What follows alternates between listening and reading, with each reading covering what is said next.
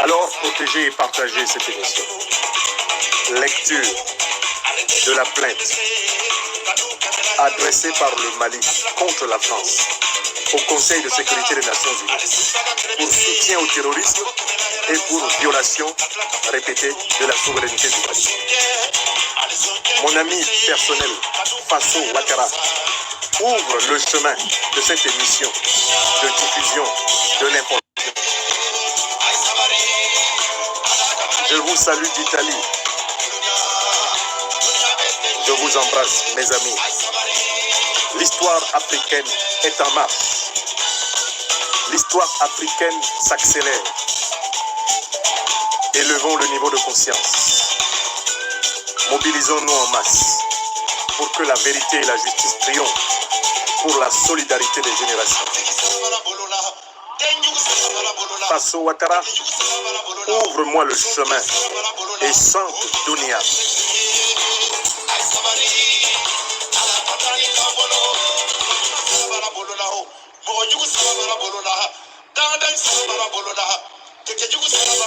Mali, Maliba, un peuple, un but, une foi. Je te salue.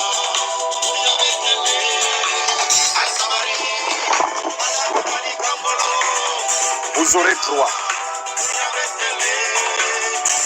à la lecture intégrale de la plainte que le Mali vient de porter au Conseil de sécurité des Nations Unies contre la France. Plainte par laquelle le Mali accuse la France de soutenir les terroristes qui attaquent le Mali et de violer la souveraineté du Mali. Vous êtes bientôt 700 à 800 personnes en direct. J'espère que vous avez déjà fait 700 à 800 partages. Et j'espère que vous avez pensé à appuyer sur le pouce levé sur cette vidéo pour que nous ne soyons pas interrompus. Je vous rappelle que je suis en mobilité dans l'espace avec des moyens informatiques beaucoup moins solides. Donc c'est vous qui défendrez cette conférence en appuyant sur le pouce levé sur la vidéo et en la partageant. Lecture de la plainte. Merci à toi, Faso Ouattara. Malienne, Malien, Iniché, Anis Roma, Africaines, Africains, amis européens, amis asiatiques, amis américains des luttes africaines pour la liberté.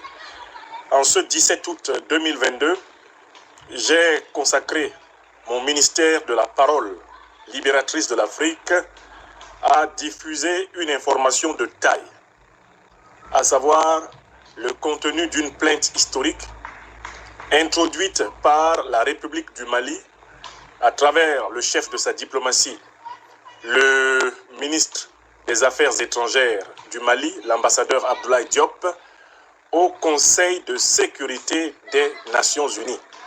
Cette plainte a deux objectifs. Dénoncer ce que le Mali considère comme le soutien de la République française aux terroristes qui attaquent le Mali. Et deuxièmement, dénoncer les violations répétées de la souveraineté du Mali par les forces armées françaises présentes au Sahel. Pour vous mettre au diapason de cette information, je choisis une méthode toute simple. Je vais vous donner lecture intégrale de la lettre. Et à l'issue de la lecture intégrale de la lettre, je vais simplement faire deux observations. Car en fait, le débat ne fait que s'ouvrir. Et nous n'allons pas aller plus vite en besogne que le Conseil de sécurité des Nations Unies qui est appelé par le Mali à plancher et à trancher. Donc, on va d'abord commencer par le texte. Le texte. C'est là que tout se trouve, dans le texte.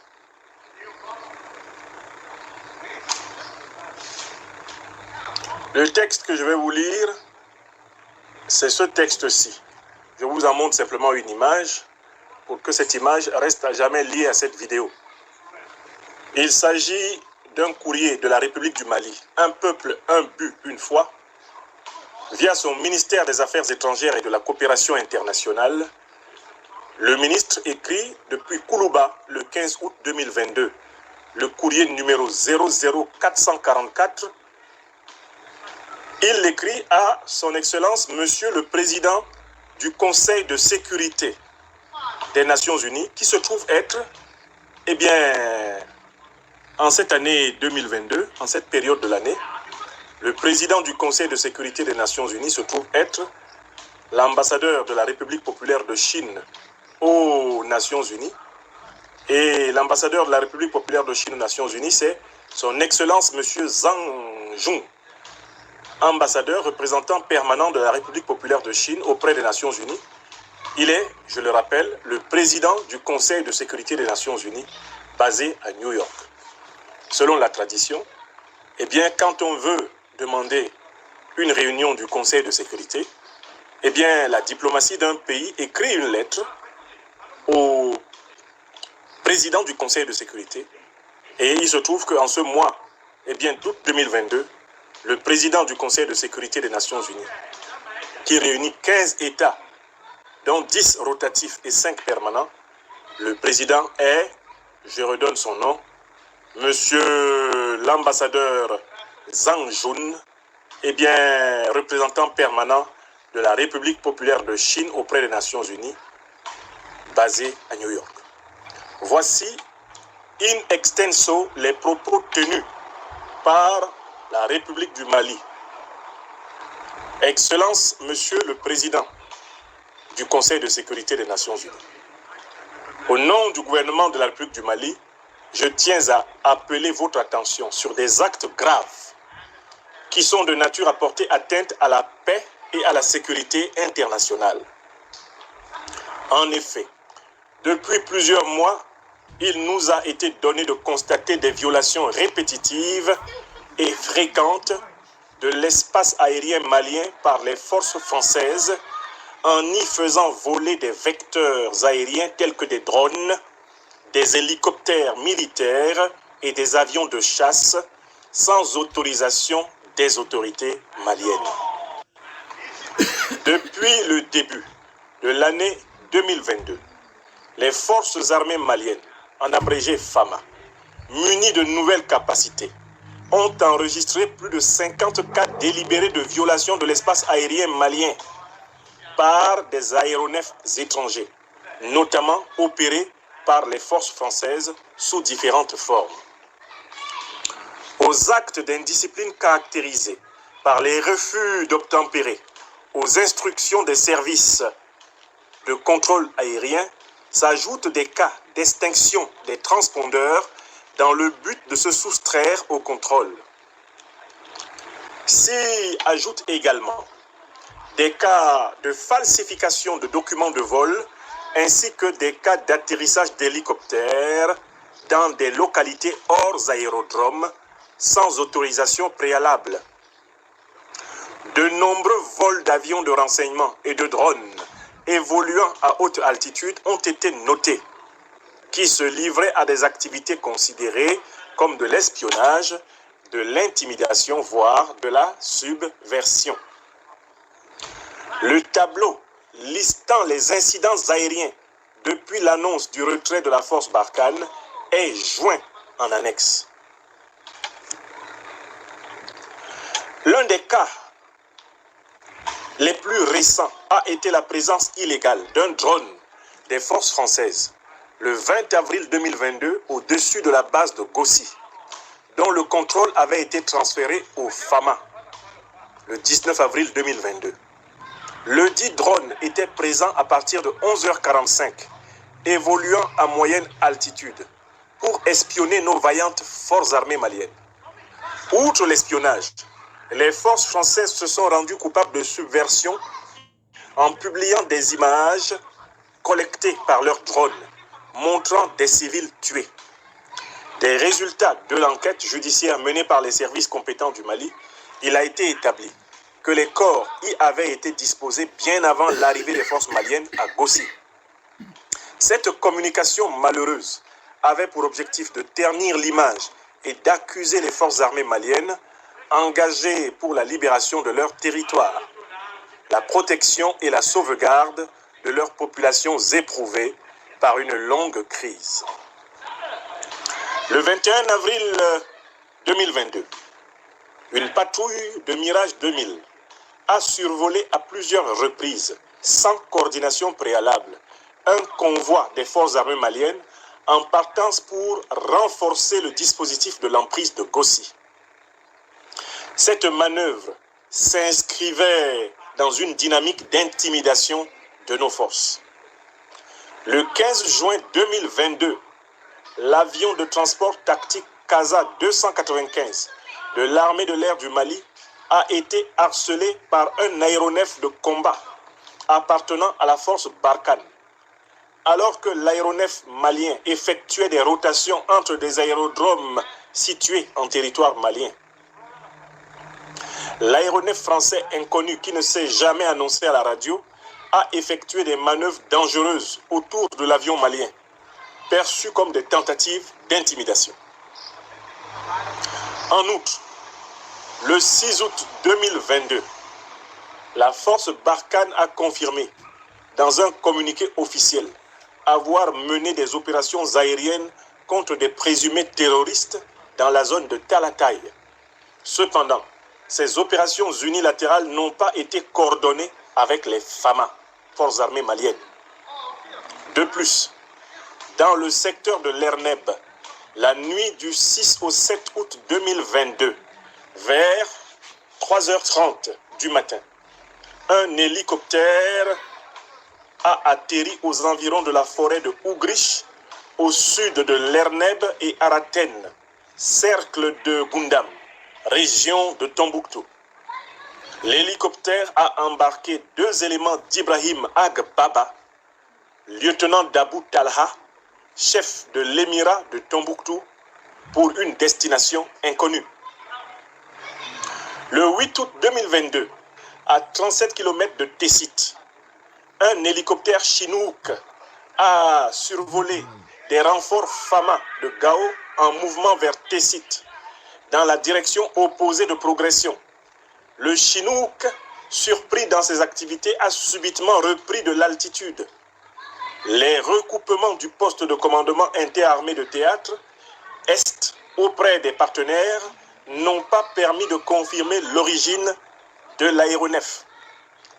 Le 8 août 2022, à 12h55, une patrouille des forces armées maliennes est sortie de l'Abezanga pour rechercher en vain un colis largué par Barkhane à 3 km est du dit poste. Tout au long du processus de transfert aux autorités maliennes de l'aérodrome de Gao et de l'espace aérien du Nord, depuis l'annonce du retrait de Barkhane, les aéronefs militaires maliens ont fait l'objet d'entraves régulières par des manœuvres retardatrices visant à réduire leur efficacité et à rallonger leur délai de réaction. Face à la multiplication de ces actes d'agression contre la souveraineté et l'intégrité territoriale d'un État membre des Nations Unies, le gouvernement du Mali a publié les communiqués numéro 009 et 028, respectivement du 12 janvier et du 26 avril 2022, dont copie figure en annexe, afin de prendre à témoin l'opinion nationale et internationale. Le Conseil de sécurité en a été également informé. Le gouvernement du Mali dispose de plusieurs éléments de preuve que ces violations flagrantes de l'espace aérien malien ont servi à la France pour collecter des renseignements au profit des groupes terroristes opérant dans le Sahel et pour leur larguer des armes et des munitions. Je reprends ce paragraphe. Le gouvernement du Mali dispose de plusieurs éléments de preuve que ces violations flagrantes de l'espace aérien malien ont servi à la France pour collecter des renseignements au profit des groupes terroristes opérant dans le Sahel et pour leur larguer des armes et des munitions. Aussi, Il convient de rappeler que c'est en raison de suspicion de manœuvres de déstabilisation de la France que le gouvernement du Mali s'est fermement opposé à la demande de soutien aérien de la France au profit de la MINUSMA, afin que la France ne se serve pas de la mission onusienne comme prétexte pour mener des opérations subversives visant à fragiliser davantage le Mali et la région du Sahel. Au regard du droit international, le gouvernement du Mali estime que ces actes de la France constituent une agression qui est définie selon la résolution 3314-29 de l'Assemblée générale des Nations unies du 14 décembre 1974 comme, citation, l'emploi de la force armée par un État contre la souveraineté, l'intégrité territoriale ou l'indépendance politique d'un autre État ou de toute autre manière incompatible avec la Charte des Nations Unies. Fin de citation. Ainsi, le gouvernement du Mali invite le Conseil de sécurité des Nations Unies, garante de la paix et de la sécurité internationale, à œuvrer afin que la République française cesse immédiatement ses actes d'agression contre le Mali. En outre, la France, membre permanent du Conseil de sécurité, devrait se conformer à la légalité internationale en respectant les dispositions pertinentes de la Charte des Nations Unies. En cas de persistance dans cette posture qui porte atteinte à la stabilité et à la sécurité de notre pays, le gouvernement du Mali se réserve le droit de faire usage de la légitime défense conformément à l'article 51 de la Charte des Nations Unies. Je reprends ce paragraphe une deuxième fois. En cas de persistance dans cette posture qui porte atteinte à la stabilité et à la sécurité de notre pays, le gouvernement du Mali se réserve le droit de faire usage de la légitime défense conformément à l'article 51 de la Charte des Nations Unies. Je le redis une troisième et dernière fois. En cas de persistance dans cette posture qui porte atteinte à la stabilité et à la sécurité de notre pays, le gouvernement du Mali se réserve le droit de faire usage de la légitime défense conformément à l'article 51 de la Charte des Nations Unies. Je vous prie de porter la teneur de la présente à l'attention des membres du Conseil de sécurité en vue d'une réunion d'urgence sur ces questions et de la publier en tant que document officiel du Conseil de sécurité. Veuillez agréer, Excellence Monsieur le Président, l'assurance de ma considération distinguée. Signé Abdoulaye Diop, officier de l'Ordre national, ministre des Affaires étrangères et de la coopération internationale du Mali. Fin de lecture. Mes chers amis, je me suis acquitté de mon premier devoir envers chacune et chacun d'entre vous, vous mettre au même niveau d'information que moi.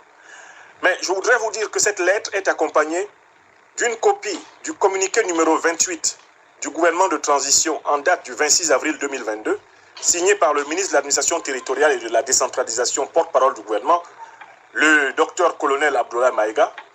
Ce courrier est accompagné d'un autre communiqué numéro 009 du gouvernement de transition, datant du 12 janvier 2022, toujours signé par le ministre de l'Administration territoriale et de la décentralisation, porte-parole du gouvernement, le docteur colonel Abdoulaye Maïga. Ces courriers-là dénonçaient déjà, en janvier et en avril, des violations de l'espace aérien malien, des violations de la souveraineté du Mali par les forces françaises.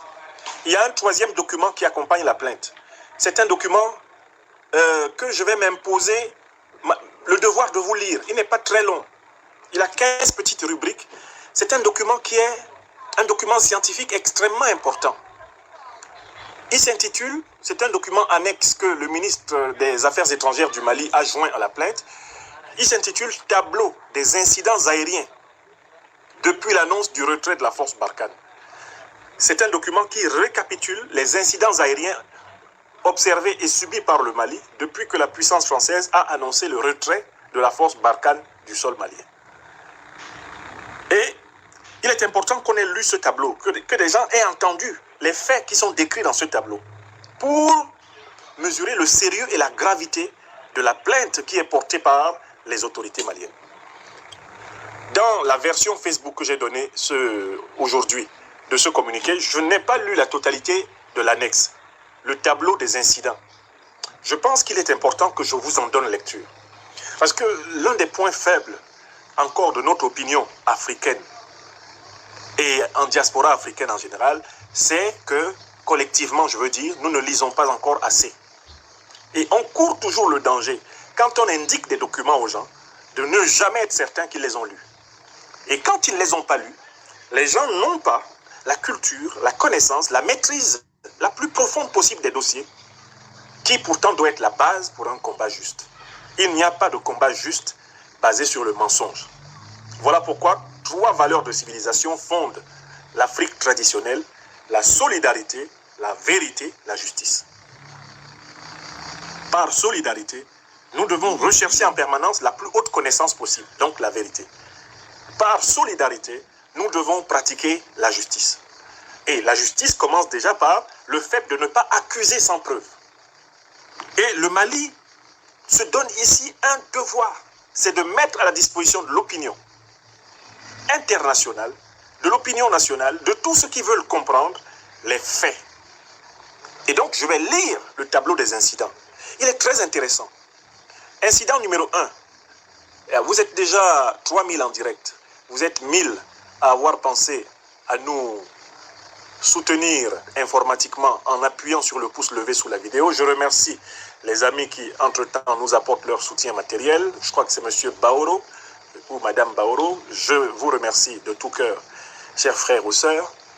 Mais maintenant, s'il vous plaît, appuyez sur le pouce levé sous la vidéo et faites à nouveau un partage si vous ne l'avez pas fait, parce que vous êtes déjà 3000 en direct. Et je vais vous donner lecture de ce document annexe qui est très poignant. C'est un document scientifique qui fait que vous ne pourrez jamais prendre la plainte que le Mali vient de porter aux Nations Unies à la légère. Incident numéro 1, le 11 janvier 2022. Un aéronef français de type A400M, immatriculé FR BAN, indicatif CTM 2010, sur le trajet Abidjan-Côte d'Ivoire, Gao, Mali, a tenté de pénétrer l'espace aérien du Mali sans autorisation. Le contrôleur a notifié au pilote qu'il n'était pas en règle et par conséquent la pénétration de l'espace aérien du Mali lui était interdite. Malgré les insistances du contrôleur, le pilote français n'a pas obtempéré, a poursuivi son vol et a annoncé au contrôleur qu'il passait en vol opérationnel, puis s'ensuivit un silence radio total pour échapper au contrôle des structures civiles. Le pilote poursuivit son vol et atterrit à Gao. Deuxième incident, le 12 janvier 2022. Un aéronef de surveillance et de reconnaissance, notamment le Cessna 208B, enregistré sous le numéro N94 3AC, N943AC, indicatif UN0058P, a effectué un vol de surveillance et de reconnaissance verticale au-dessus des positions des FAMA dans les secteurs de Tombouctou, Niafunké et Gundam. Incident numéro 3. Non, toujours. Oui, incident numéro 3. Le 18 janvier 2022, entre 11h et 14h, un aéronef français de type A332, immatriculé FUJCG, indicatif CTM 1056, faisant le trajet Istres en France, Niamey, Niger, a tenté de pénétrer l'espace aérien du Mali avec un faux numéro d'autorisation, notamment le numéro 0107-ANAC-DG. Le Centre de coordination des opérations CCOA, alerté par les services de contrôle aérien du Mali pendant que l'avion se trouvait en territoire mauritanien, à 30 minutes de l'espace aérien du Mali, a procédé à l'authentification du dit numéro. Il est ressorti de cette vérification que le numéro susmentionné avait été officiellement délivré la veille à un autre appareil français de l'opération Barkhane pour service d'autorisation de survol. Ayant reçu ces informations du CCOA, le contrôleur a notifié au pilote qu'il n'était pas en règle et par conséquent le survol du territoire malien lui était interdit. C'est ainsi que le pilote du dit aéronef annonça au contrôleur qu'il était en possession d'un autre numéro d'autorisation permanente, notamment le numéro 221-225, qui, après recoupement, n'est délivré ni par le CCOA ni par l'ANAC. En procédant à une vérification minutieuse de la fiche de demande d'autorisation de survol, le CCOA a découvert qu'elle était contrefaite, c'est-à-dire truquée, avec l'ajout d'une rubrique supplémentaire, rubrique 11, alors que la fiche authentique ne comporte que 10 rubriques. Malgré les insistances du contrôleur, le pilote français n'a pas obtempéré et a poursuivi son vol et annonça au contrôleur qu'il passait en vol opérationnel pour échapper au contrôle des structures civiles. Le vol a ensuite changé de trajectoire et a mis le cap sur Gao au lieu de continuer sur Niamey. Il a survolé la ville de Gao et avant de remettre le cap sur le Niger. Je passe à la violation numéro 4. C'était le 18 janvier 2022 entre 13h et 14h. Un autre aéronef militaire, probablement au compte de l'opération Barkhane, notamment un IL-76 immatriculé 4QAZ-100, a effectué un vol non autorisé sur le trajet Allemagne-Gao avec le numéro d'autorisation 21-0071-98 ANAC DG DTA STA BCI, communiqué au contrôleur par le pilote. Ce vol a été signalé au contrôleur malien via le service de contrôle de Niamey, en charge de la zone de Gao et environ. Malgré la notification faite au pilote de ne pas atterrir, faute d'autorisation, celui-ci a poursuivi sa manœuvre et atterri à Gao. On passe à la 5e violation notée. C'était le 18 janvier 2022. Un aéronef de type A330MR immatriculé FUJCG, exploité par Barkhane, a été aperçu sur l'écran radar avec l'indicatif CTM 1056 en direction de l'UTA de Bamako par le point MTI, sans aucune coordination avec la tour de contrôle. Les services de contrôle aérien de Bamako ont appelé Niamey pour en savoir plus sur cet aéronef. Ces derniers ont informé que l'aéronef a coupé tout contact avec eux après le décollage. Il a passé le point MTI à 18h16 avec le code transpondeur 7222 et est entré en contact avec Bamako à 18h22. Les services de contrôle lui ont demandé s'il possédait une autorisation de survol. Il a fourni à cet effet le numéro 107 ANAC DG 221-225 qui ne figurait pas dans les registres nationaux. Il a été notifié à l'aéronef de quitter l'espace aérien national. C'est ainsi qu'il coupa tout contact avec les services de contrôle jusqu'à sa sortie de l'espace aérien de Bamako à 19h01. Plus tard, les services de contrôle de Niamey appellent Bamako pour leur notifier que le même appareil a procédé à un changement d'indicatif en Hallyday-63. 6e violation. Le 20 janvier 2022, un aéronef C-130J immatriculé B538, indicatif d'appel DAF 2284, en provenance de Niamey et à destination de Gao, a survolé l'espace aérien national sans autorisation. Après lui avoir notifié qu'il n'avait pas d'autorisation pour survoler l'espace aérien du Mali, il a rompu tout contact avec les structures de contrôle et a poursuivi son vol. Le 20 janvier 2022 encore, 7e violation. 2 aéronefs de type Mirage, indicatif Comet 15, en provenance de Niamey et à destination de Gao, ont survolé l'espace aérien du Mali en vol opérationnel sans autorisation. Après leur avoir notifié qu'ils n'avaient pas d'autorisation pour survoler l'espace aérien du Mali, ils coupèrent tout contact avec les structures de contrôle et ont poursuivi leur vol. 8e violation.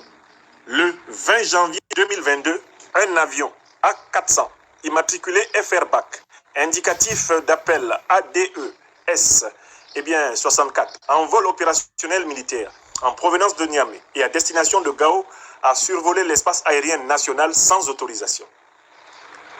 20 janvier 2022, 9e violation. Un aéronef A400, immatriculé FRBAJ, indicatif d'appel AERME, S63, en provenance de Niamey, à destination de Gao, en vol opérationnel militaire, a survolé l'espace aérien sans autorisation. Nous passons à la 10e violation. De février à juin 2022, plusieurs vols d'aéronefs de type inconnu ont été signalés par des GATA près des emprises Fama de Guiré, Nara, Mondoro, Gossi et Boulkessi, sans qu'il n'ait été possible d'établir un contact radio avec les 10 aéronefs. 11e type de violation. 15 juin 2022, l'avion de transport tactique Casa 295 de l'armée de l'air du Mali a été harcelé par des aéronefs du combat appartenant à Barkhane, alors que l'aéronef malien effectuait des rotations entre des aérodromes situés en territoire malien. L'aéronef français inconnu, qui ne s'est jamais annoncé à la radio, a effectué des manœuvres dangereuses autour de l'avion malien, perçues comme des tentatives d'intimidation. Incident numéro 12. Le 6 août 2022, Barkhane confirme dans un communiqué officiel avoir mené des opérations aériennes contre de présumés terroristes dans la zone de Talatay. Les dites opérations unilatérales n'ont pas été coordonnées avec les FAMA. 13e incident. Violation. La nuit du 6 au 7 août 2022, vers 3h30 du matin, dans le secteur de l'Erneb, un hélicoptère a atterri aux environs de la forêt de Ougrich, au sud de l'Erneb et d'Araten, cercle de Goundam, région de Tombouctou. L'hélicoptère a embarqué 2 éléments d'Ibrahim Agbaba, lieutenant d'Abou Talha, chef de l'émirat de Tombouctou, pour une destination inconnue. L'hélicoptère aurait quitté Nema en Mauritanie et y serait retourné. 14e violation. Le 8 août 2022, à 37 km de Tessit, vers 12h30, survol des renforts de Fama de Gao en mouvement vers Tessit par un hélicoptère Chinook dans la direction opposée de progression. Le Chinook, surpris dans ses activités, a subitement repris de l'altitude. Les recoupements du PCIAT Est auprès des partenaires n'ont pas permis de confirmer l'origine de l'aéronef. 15e violation listée. Là, on est le 8 août 2022 à 12h55. Sortie d'une patrouille des FAMA de l'Abezanga pour rechercher en vain un colis largué par Barkhane à 3 km à l'est du dit poste. C'est-à-dire que Barkhane, les avions de Barkhane larguent un colis. Quand les FAMA se rendent à l'endroit où le colis est supposé avoir été largué, le colis a déjà disparu. C'est-à-dire que le colis était adressé à des personnes qui s'en sont emparées et qui se sont sauvées. 16e violation listée. De janvier à août 2022, tout au long du processus de transfert aux autorités maliennes de l'aérodrome de Gao et de l'espace aérien du Nord, depuis l'annonce du retrait de Barkhane, les aéronefs militaires maliens ont fait l'objet d'entraves régulières par des manœuvres retardatrices et souvent dangereuses, visant à réduire leur efficacité et rallonger leur délai de réaction. Fin. Je tenais à vous lire amplement ce document annexe que je n'ai pas lu dans la version Facebook dans la mi-journée, parce que dans ce document annexe, vous entendez le détail des violations. Dans ce document annexe, vous voyez donc que la plainte malienne n'est pas fondée sur des rumeurs, elle est fondée sur des faits documentés par l'administration malienne. Voilà pourquoi j'en viens pour finir à mes observations face à cette plainte. Ma première observation, c'est que cette plainte porte sur des faits qui, s'ils sont donc avérés après l'examen de la justice internationale, sont des faits très graves. C'est une plainte qui porte sur une question très grave, à savoir la question d'une agression, mais délibérée, de la puissance française contre l'État souverain du Mali, la question du soutien ouvert de la puissance française aux groupes terroristes de l'État islamique et d'Al-Qaïda qui attaquent le Mali et qui déstabilisent tout le Sahel depuis l'assassinat de Kadhafi en 2011 par la coalition occidentale de l'OTAN. J'insiste beaucoup sur la notion de gravité. Parce que, inévitablement, on doit se dire que pour que le gouvernement malien porte de telles accusations graves, il faut inévitablement qu'il se soit vraiment concerté, qu'il se soit consulté, que le gouvernement malien ait vérifié, qu'il ait passé en long et en large les preuves qu'il détient. Et voilà pourquoi ma première observation consiste à dire ceci. Le peuple malien et tous les peuples africains, et toutes les diasporas africaines, et toutes les opinions africaines, européennes, asiatiques, américaines, doivent se focaliser sur l'ouverture du procès, de la confrontation entre l'accusation malienne et la défense française au Conseil de sécurité des Nations Unies. Il est extrêmement important que les graves accusations qui ont été portées bénéficie d'une lumière de l'objectivité judiciaire internationale. Ça, c'est le premier point. Concernant cette gravité, je voudrais saluer le professionnalisme, l'objectivité dont font preuve les autorités maliennes. La plainte n'est pas un tissu d'affirmation émotionnelle, puisqu'on a tendance à penser que l'émotion est nègre et la raison est hellène, dans le moule de la pensée néocoloniale, de la pensée des néocolonisés inspirés par, bien sûr, l'idéologie de la France-Afrique. On a bâti un portrait modèle de l'Africain et de l'État africain qui serait essentiellement basé sur l'émotion. Là, nous avons une plainte qui est entièrement construite sur la raison. Une plainte qui obéit aux normes de ce qu'on appelle, la recherche expérimentale. Une plainte qui est basée sur des éléments empiriques. Le gouvernement malien, à travers son chef de la diplomatie, ne procède pas ici selon la logique idéaliste de Platon. Il procède ici selon la logique empiriste de David Hume et de John Locke. Seuls les faits parlent. Il est donc extrêmement important qu'une confrontation entre l'accusation malienne et la défense française à l'ONU, que cette confrontation soit publiquement diffusée pour que la vérité éclate. Deuxième observation. Cette plainte du gouvernement malien contre la France est l'occasion pour tous les Africains de tirer au clair l'instruction de la Libye par la coalition occidentale de l'OTAN, menée par la France, les États-Unis et la Grande-Bretagne. Je recommence la deuxième conséquence. Cette plainte a une vertu continentale. C'est une plainte d'une portée historique continentale. Parce qu'elle est l'occasion pour le peuple nigérien de savoir qui le tue et qui arme ceux qui le tuent. Qui donne des munitions, qui donne des drones, qui donne des renseignements satellitaires aux terroristes d'Al-Qaïda et de l'État islamique. Le peuple nigérien a l'occasion de le savoir. Le peuple malien, bien sûr, a l'occasion de le savoir. Le peuple burkinabé a l'occasion de le savoir. Le peuple nigérian a l'occasion de le savoir. Le peuple camerounais a l'occasion de le savoir.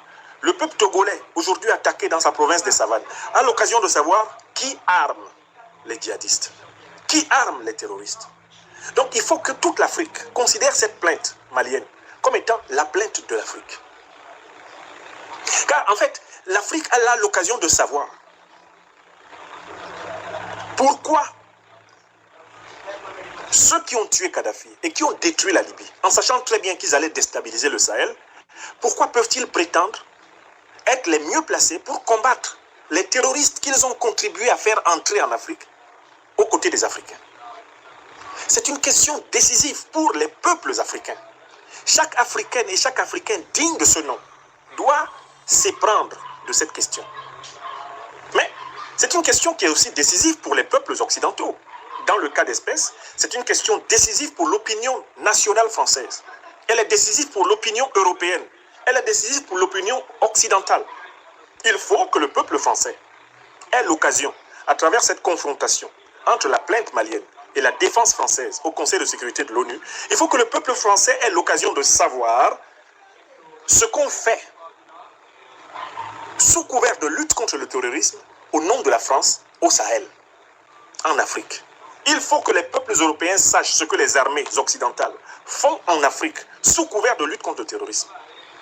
Cette plainte est une occasion d'éduquer l'opinion occidentale, de réveiller l'opinion occidentale, de la sortir, pour ainsi dire, de son sommeil dogmatique. Ça, c'est la deuxième vertu de cette plainte. Voilà pourquoi il faut tout faire pour que les Françaises et les Français soient au courant. Toi qui me regardes, vous êtes près de 4500 en direct. Prenons chacun des responsabilités de sensibilisation, de communication, d'éveil beaucoup plus importantes. L'un des objectifs que nous devons avoir, c'est de faire parvenir la plainte du Mali au plus grand nombre de citoyens français, de citoyennes françaises possible, au plus grand nombre de médias français possible, au plus grand nombre de réseaux sociaux français possible. Nous devons faire de même pour toute l'Union européenne. Nous devons faire de même pour les États-Unis et pour la Grande-Bretagne. C'est notre premier devoir en tant que citoyens. Faire connaître le contenu de la plainte Et ne pas oublier d'associer à cette plainte les documents annexes. Les signalements que le Mali a fait en janvier 2022, signalements que le Mali a fait en avril 2022, et le document annexe faisant la liste des violations de la souveraineté du Mali. Il nous faut en faire des documents populaires dans l'opinion occidentale. Voilà le défi de l'Afrique des libertés. Voilà le défi qui est lancé à l'Afrique des libertés. Par ailleurs, nous devons suivre comme du lait sur le feu l'évolution de la plainte introduite par le Mali à l'ONU. Nous devons voir comment les pays membres du Conseil de sécurité, les 3 pays africains, le Ghana, le Gabon, je crois le Kenya, qu'on appelle les African Cree, comment est-ce qu'ils vont assumer cette plainte? Nous devons en profiter pour appeler la Chine populaire, qui a la présidence du Conseil de sécurité dans cette période-ci, à effectivement faciliter l'ouverture de l'enquête et de la confrontation sur les graves faits allégués par le Mali. Nous devons appeler la Fédération de Russie à soutenir plus fortement la lutte du peuple malien, la lutte des peuples africains pour devenir responsables de leur propre histoire. Car c'est la condition même pour, en réalité, rééquilibrer la géopolitique du monde. Une Afrique forte, une Afrique intégrée, une Afrique prospère, une Afrique assise en elle-même, c'est un monde beaucoup plus équilibré. Voyez-vous, le duel entre l'Ouest et l'Est est en train de détruire la Terre. Or, l'Afrique est placée exactement là au centre, entre l'Ouest et l'Est. Elle est placée littéralement au barycentre de ces puissances. Si l'Afrique peut se construire en espace politique, social, économique intégré, cela va apporter de l'équilibre à la planète. Cela va vraiment faciliter la naissance d'un monde multipolaire sur le plan géopolitique, géostratégique, géoéconomique, sur tous les plans, même spirituel. Un monde où il y a de la place pour la différence, un monde où il y a de la place pour l'altérité. Donc c'est vital pour nous de prendre cette affaire-ci comme la prunelle de nos yeux. Voilà la 3e observation que je voulais faire. Enfin, cette plainte est l'occasion de répondre à un argument de la propagande de la France-Afrique. Argument selon lequel tous ceux qui critiquent la politique africaine de la France sont des gens qui sont là pour inciter à la haine, pour entretenir ce qu'on appelle le sentiment anti-français. Mieux, la propagande de la France-Afrique va jusqu'à dire que désormais, c'est la Russie qui financerait tous ceux qui sont les porte-paroles de la lutte africaine pour l'émancipation.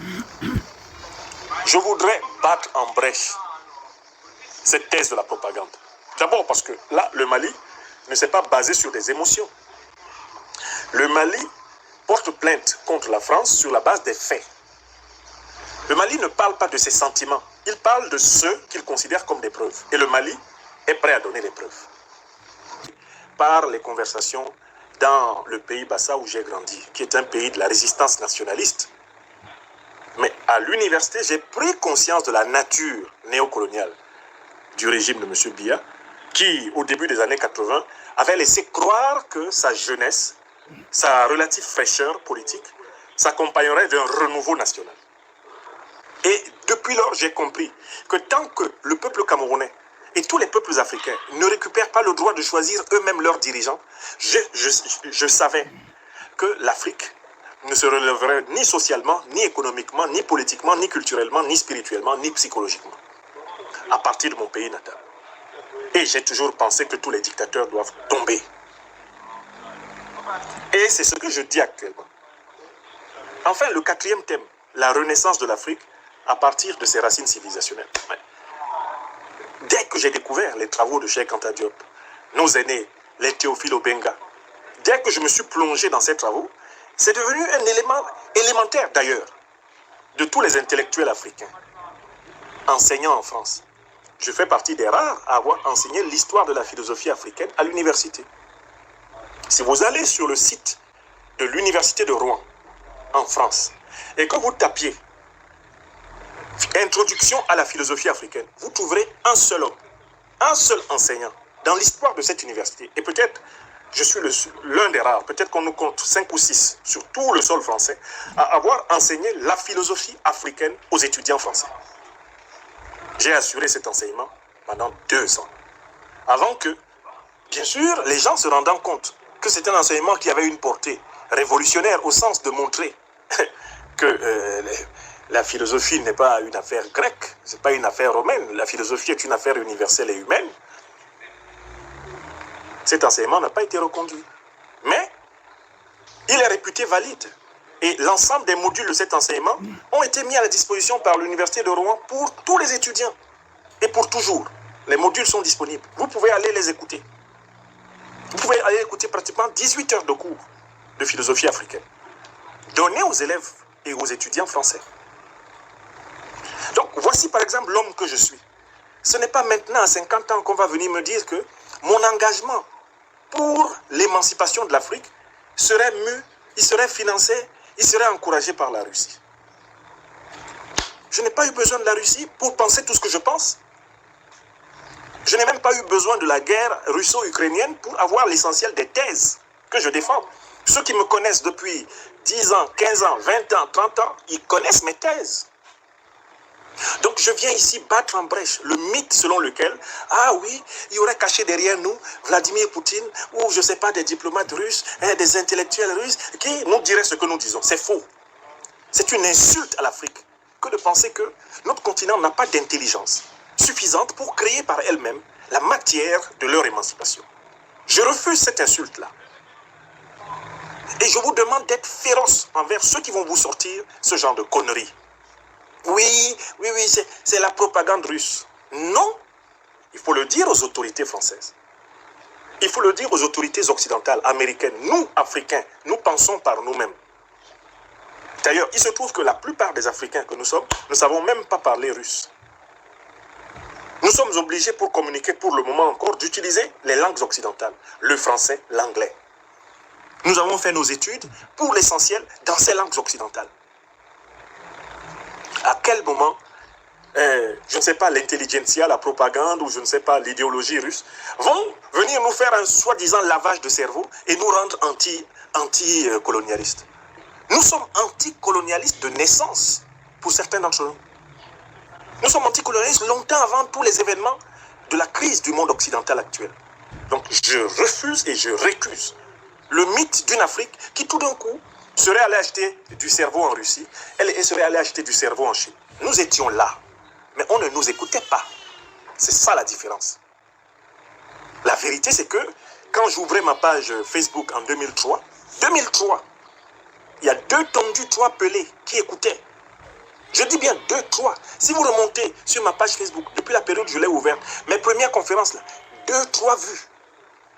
Parfois même les 2, 3 vues, c'est moi-même qui voyais ma propre conférence 2 ou 3 fois après et puis ça comptait. C'est toute la différence. La différence, c'est que maintenant, grâce à la persévérance, grâce à l'effort de clarification, grâce aussi à l'effort d'améliorer notre communication, parce que parfois, nous communiquions un peu comme si nous étions à l'amphithéâtre, nous communiquions comme si nous nous adressions à une assemblée de chercheurs, alors qu'il fallait effectivement revoir nos méthodes de communication pour toucher le plus large public avec la diversité possible des compétences et bien des opinions africaines. Nous avons fait ce travail. Voilà pourquoi vous nous connaissez, mais on était là. Je le disais une fois à mes jeunes frères camerounais à Paris. On avait fait une super manifestation contre la dictature de Biya en 2018. Et à l'issue de cette manifestation, on était en train de rédiger des communiqués. Et puis, certains de mes jeunes frères qui avaient participé au succès de cette manifestation commençaient à se disputer une espèce de leadership, quoi. Ils voulaient savoir qui est le plus important. Et puis je leur ai dit, écoutez, c'est très simple. Moi, je suis venu dans cette diaspora il y a à peu près 20 ans. On était en 2018, il y a à peu près 20 ans. D'accord? Il y a des gens qui étaient là il y a 40, 50 ans. Vous qui souhaitez, en quelque sorte, être les guides, donnez-nous au moins le sentiment que vous savez ce que les gens ont fait avant vous. Faites l'effort, ne serait-ce que de savoir ce que les gens ont fait avant vous. Pour vous demander si, avec ce que ces gens-là ont été capables de faire avant, si je veux être leur guide, si je veux être la personne qui va les fédérer, quelles sont les qualités que je dois développer? Vous ne pouvez pas guider des gens que vous ne comprenez pas. Vous ne pouvez pas guider des gens dont vous n'avez pas fait l'effort de vous approprier de la profondeur, de la densité et de la variété. Commencez par cela. Le leadership, c'est d'abord la compréhension. Voilà ce que je disais à mes jeunes frères camerounais. Certains ont compris, d'autres n'ont toujours pas compris. Et c'est vrai de tous les groupes africains. Le travail premier de l'être humain sur cette planète, c'est d'apprendre. Quand vous rencontrez des gens qui ne veulent pas apprendre, vous n'avez rien à faire avec eux. Quand vous rencontrez des gens qui, a priori, considèrent qu'ils savent tout et qui n'ont plus rien à savoir, vous n'avez rien à faire avec eux. Vous allez perdre beaucoup de temps. Quand vous rencontrez des gens qui ne font pas l'effort de dire simplement ce qu'ils ont compris de difficile, parce que quand tu as bien appris là, tu acquiers progressivement la capacité de dire simplement quelque chose que tu as appris difficilement. Et c'est tout l'art d'enseigner. Enseigner, c'est transmettre simplement des choses qu'on a acquises difficilement. Donc, il faut comprendre. Il faut que tu aies compris. Comprendre, prendre avec toi. Et quand tu as compris, ce que tu as compris devient une partie de toi-même. Le savoir coule naturellement de ton corps. Parce que tu as fait l'effort de comprendre. Maintenant, quand tu as compris, à quoi sert la compréhension? Elle sert à agir. Agir pour transformer ta vie, transformer la vie de ceux qui t'entourent, transformer ton siècle, transformer ta communauté pour qu'elle soit une communauté beaucoup plus humaine, beaucoup plus prospère, beaucoup plus bienveillante, beaucoup plus heureuse, beaucoup plus joyeuse. Donc finalement, toute notre action a pour but de nous permettre de réaliser des civilisations en forme d'amour. Des sociétés qui incarnent la qualité suprême de la vie suprême qui est l'amour. D'où ma devise. Apprendre, comprendre, agir, aimer. Voilà le cadran de ma vie.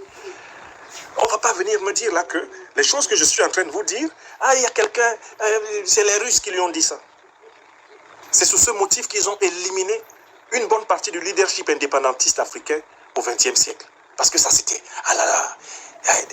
il est en intelligence avec le camp de l'Est, allez, butez-le. C'est comme ça qu'ils faisaient les opérations Homo. Comme ça qu'ils ont assassiné Moumié. Fait assassiner Sankara. C'est comme ça qu'ils ont assassiné Lumumba. Avec toujours le motif, oui, il est passé à l'ennemi. Il est en intelligence avec l'ennemi. Donc les Africains ne sont pas capables d'élaborer une pensée. Les Africains ne sont pas capables d'élaborer une vision. Ceux qui le pensent sont ceux qui ne connaissent pas l'Afrique. L'Afrique est la plus ancienne civilisation humaine. Et de toutes les civilisations que la Terre a connues, la civilisation qui a eu la plus grande durée, le plus grand rayonnement, c'est la civilisation négro-africaine de Kemet. 4000 ans de rayonnement. Aucune ne l'a jamais égalée. Aucune ne l'a atteinte à la cheville. Et ce sont même les anciens Grecs qui le disent. Ils disent que toutes les civilisations ne sont que des détails de la grande civilisation des Africains. Donc il faut être particulièrement ignorant de la profondeur et de la valeur de l'Afrique pour penser que le combat que nous sommes en train de mener, nous le menons pour la Russie, nous le menons pour la Chine. Non, nous le menons avec tous ceux qui nous reconnaissent comme des êtres humains à part entière et non pas comme des êtres humains entièrement à part. C'est tout. Comme le disait Nelson Mandela, l'erreur que beaucoup d'Occidentaux commettent, c'est de penser que nous devons déterminer nos intérêts, nous, Africains, en fonction de leurs intérêts à eux. Et que nous devons forcément être les ennemis de leurs ennemis.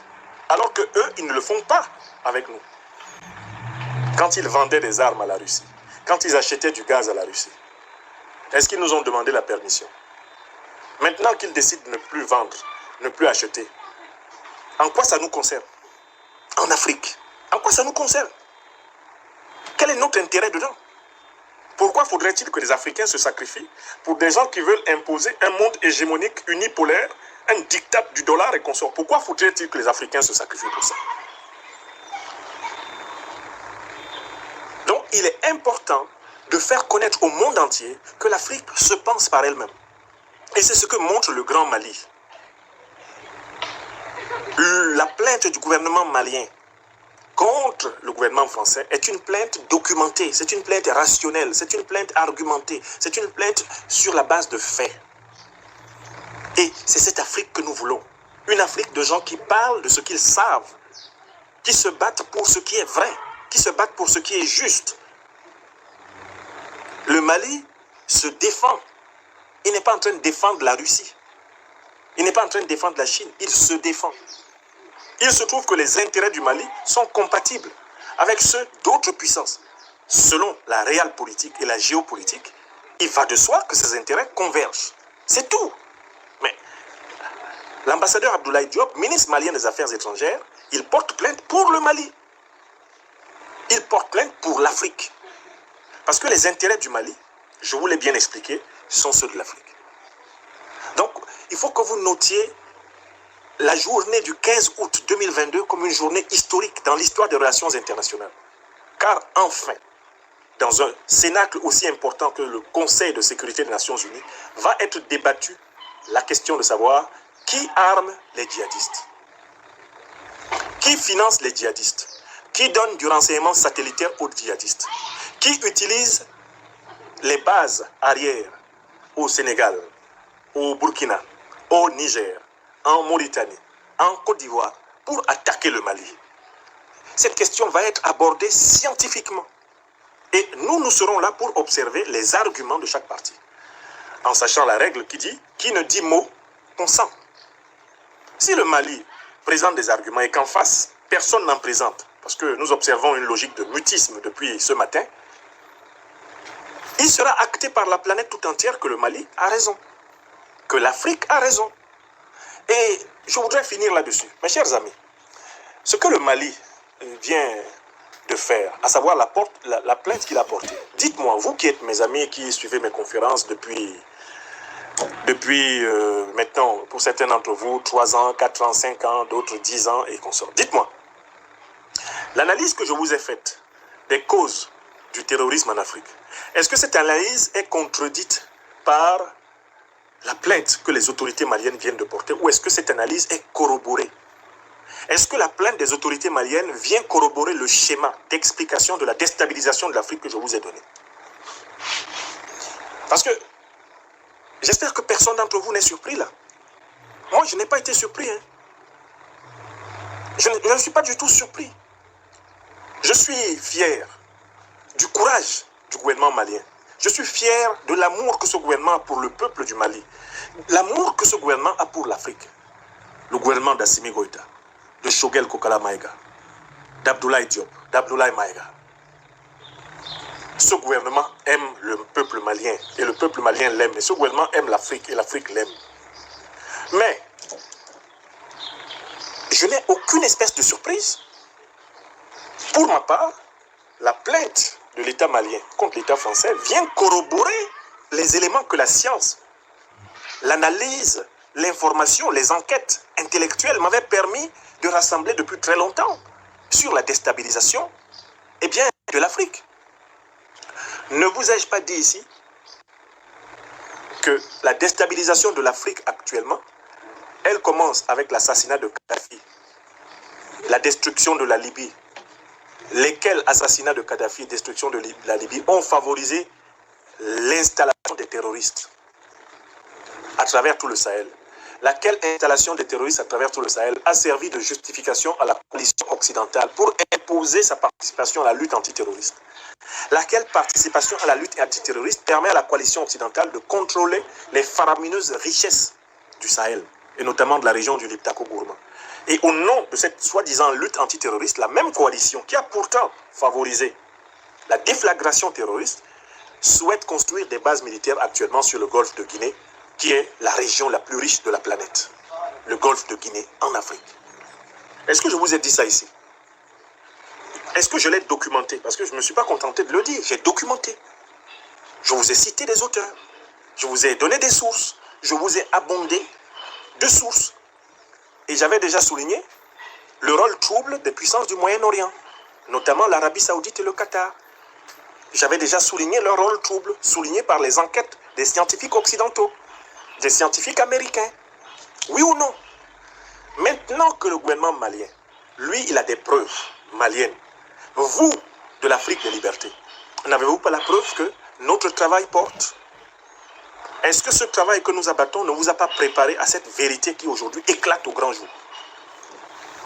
Oui, c'est l'alliance entre le courage des grands dirigeants politiques et le courage intellectuel, le courage des penseurs. C'est l'alliance de ces courages-là la somme de tous les courages émanant de toutes les forces vives des sociétés africaines du continent et des diasporas, c'est cela qui va faire la liberté et la dignité des Africains. Vous avez donc la confirmation que nous n'avons pas pendant 10 ans, 15 ans, 20 ans, 30 ans parlé en vain. Ce que nous voyons maintenant, vous le voyez. Mais nous voyons déjà cela. Et pendant longtemps, nous étions des parias, des maudits. On nous menaçait de coups et blessures. Hein? On était supposés être des diffamateurs. On était même accusés d'être des haineux. Pourtant, le Mali a donné un document annexe. Hein. Il n'y a pas un mot de haine hein, dans le document annexe. Il n'y a que des faits. Des faits de violation de sa souveraineté. Le Mali a fait juste la liste. Il n'a pas dit un mot de haine. Et ce sont ces faits-là qui se produisent partout ailleurs. C'est ce qui se passe au Niger, c'est ce qui se passe au Burkina, c'est ce qui se passe au Cameroun, c'est ce qui se passe au Nigeria. Donc le Mali donne l'occasion à l'Afrique de se regarder enfin dans un miroir. Et surtout, ces faux dirigeants africains qui connaissent la vérité et qui la cachent à leur peuple, le Mali vient de les mettre à nu. Le Mali met les dirigeants africains face à leurs responsabilités. Macky Sall au Sénégal, qu'il ait le courage de se tenir debout et d'expliquer au peuple sénégalais le montage de la déstabilisation de l'Afrique. Ouattara Draman, pour une fois qu'il ose expliquer au peuple ivoirien comment ça se fait que les véhicules de la Katiba Massina soient immatriculés en Côte d'Ivoire. Qu'il ose l'expliquer, si les garçons. Mohamed Bazoum, qui a assisté à une réunion où Obama disait « We will finish the job », qu'il vienne dire aux Nigériens ce que le Mali vient de dire est faux. Qu'il prouve que le Mali ment. On les attend. Les forts Nyasingbe. Courageux pour très peu de choses. Et lâche quand il faut parler. C'est maintenant. Les gens qui disent on est des anciens. Hein, Paul Biya, il est au pouvoir depuis 42 ans. C'est maintenant, monsieur Biya, si vous avez encore votre tête. Sortez et parlez. Ne laissez pas simplement les débatteurs d'Afrique Média dire tout le mal qu'ils pensent des dictateurs des pays des autres, alors que vous êtes un dictateur au Cameroun. Bon, vous avez pris quelques décisions courageuses ces derniers temps. Faire baisser le monopole économique français sur le Cameroun et puis signer un accord militaire avec la Russie. Ce n'est pas rien. Mais sortez, parlez maintenant. Vos enfants ont parlé. Vos enfants, monsieur Biya, ils ont parlé. Assimi Goïta, à peine 40 ans, il a parlé. Sassou Nguesso, au pouvoir depuis pratiquement 77 au Congo. Sortez et parlez. Vous dites que vous êtes les doyens de l'Afrique. C'est maintenant. On veut des doyens là maintenant. Sortez et parlez, monsieur Sassou Nguesso.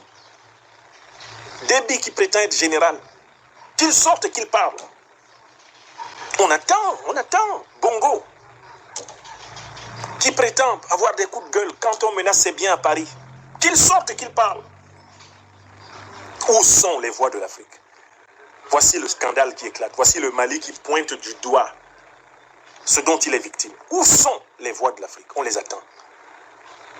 Les intellectuels autoproclamés, les leaders d'opinion, les influenceurs, les grands sportifs, les grands artistes.